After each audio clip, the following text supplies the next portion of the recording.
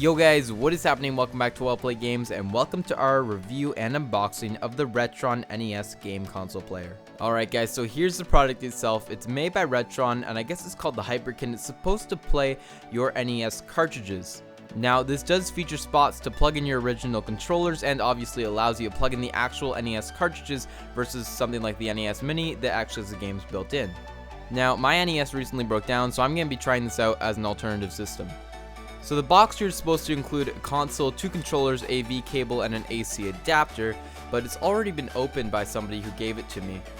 That's not going to stop us, so everything is still in the original packaging, and it should all be there, so let's open it up and make sure it is.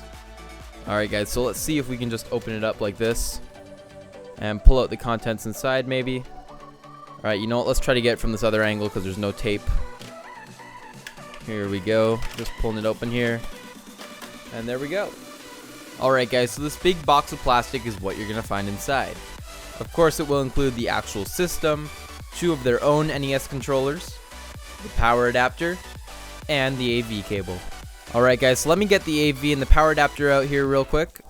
Alright guys, so it includes your standard AV, which is just yellow and white in this case. And the yellow will carry your video and the white will carry your audio from the system. And it also includes this DC adapter. One thing to note quickly about these cables is that you do have to have a slightly older TV, for the newer HDMI TVs will not accept this signal. Alright guys, getting into the controllers here, they are a little bit different than the standard NES controllers.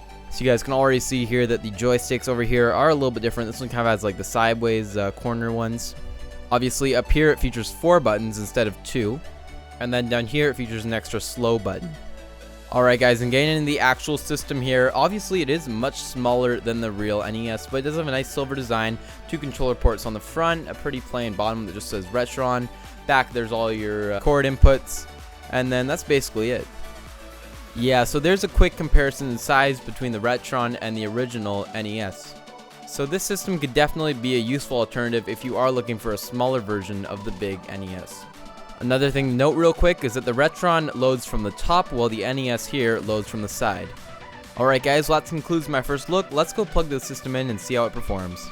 Alright guys, and with a couple cords plugged in, I think we are all good to go. So I put this game in here, you know, the classic Super Mario Duck Hunt. We're going to power it up here and see how it works. And there we go guys. So Super Mario Bros. Is up on the screen and we can now try to play it. Alright guys, so I got their controllers plugged in. Let's try to attempt to play Mario here with one hand. So I'm assuming that we just got press A, here we go. And we're going to play one player, so start please.